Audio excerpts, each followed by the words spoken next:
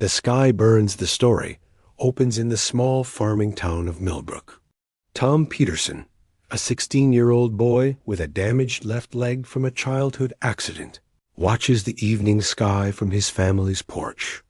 His limp has always made him different from other kids, but it never stopped his curious mind. Without warning, streaks of fire tear across the heavens. What everyone thinks are meteors crash into the nearby forest with thunderous impacts. The ground shakes, windows rattle, and livestock panic. Tom's father, Jake Peterson, grabs his hunting rifle and tells Tom to stay inside, but Tom notices something. Others miss. The meteors fell in a perfect grid pattern, too perfect for natural space rocks. His amateur radio picks up strange signals, organized pulses, not random static. While the town panics, Tom realizes they're not dealing with meteors at all. The first alien scout emerges from the crash site. It's tall, gray, with multiple arms and glowing red eyes. It carries advanced weapons and scans the area with cold efficiency. Tom watches from his window as it studies human tracks. Learning about Earth's inhabitants, the alien, called a harvester, sends a signal to its ship. More pods begin falling from the sky. The invasion has begun, and humanity has no idea what's coming. The harvesters move through Millbrook with deadly precision. Their weapons turn buildings to ash, and their technology makes human resistance seem hopeless.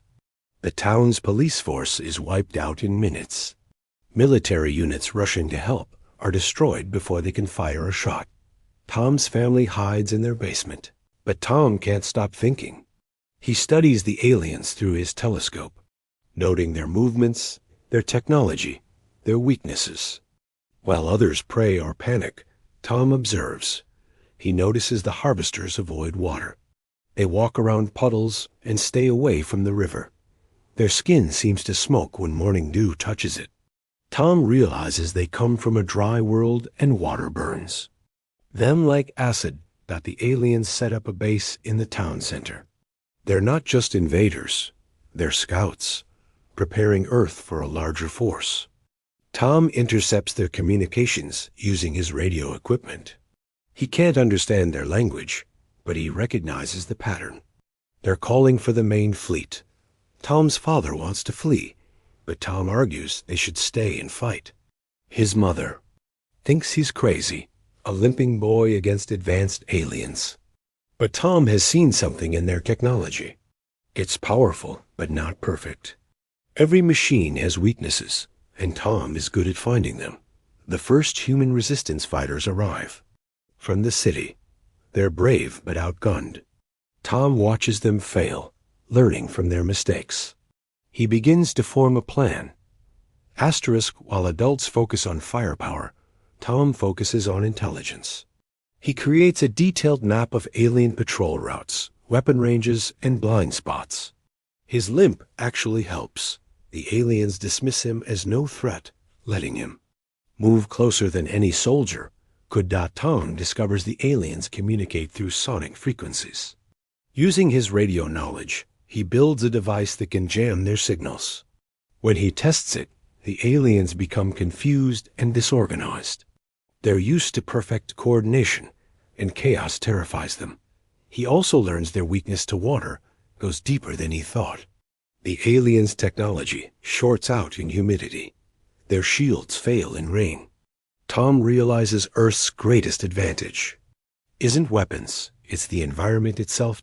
Tom approaches the remaining resistance fighters with his discoveries. At first, they laugh at the limping teenager. But when he demonstrates his jamming device and shows them how to exploit the aliens' water weakness, they start listening. The resistance reorganizes under Tom's guidance. Instead of direct attacks, they use guerrilla tactics. They strike during rainstorms, use water balloons as weapons, and jam alien communications before each assault. Suddenly, the unstoppable harvesters start taking losses. Tom's reputation spreads through emergency radio networks. Other towns hear about the limping boy who found ways to fight back. Hope begins to return to humanity, one small victory at a time. News of Tom's tactics spreads across the country through ham radio networks. Other resistance groups start using his methods. The government, what's left of it, tries to establish contact with the boy who turned the tide. Tom helps coordinate resistance efforts from his family's basement. His radio setup becomes a command center, connecting fighters across the continent. He teaches others to build jamming devices, map alien weaknesses, and use Earth's environment as a weapon. The aliens adapt, but Tom adapts faster. When they develop water-resistant armor, he discovers they're vulnerable to certain sound frequencies. When they improve their communications, he finds new ways to disrupt them. His quick thinking and technical skills keep humanity one step ahead. The main alien fleet arrives, massive ships that darken the sky. Most humans lose hope, but Tom sees opportunity. Bigger ships mean bigger weaknesses. He notices the motherships avoid storm clouds and stay away from the ocean. Tom proposes a desperate plan. If they can create enough atmospheric disturbance, clouds, humidity, electrical storms, they might make Earth uninhabitable for the aliens. It's risky and would require global coordination, but it's their only chance. World leaders, communicating through Tom's radio network, agree to the plan. The limping boy from Millbrook becomes the unofficial coordinator of humanity's last stand. Tom's plan requires perfect timing across multiple time zones. Using weather modification technology, cloud seeding, and industrial water vapor release, they plan to create a global humidity spike that will disable alien technology worldwide. The aliens sense something is wrong.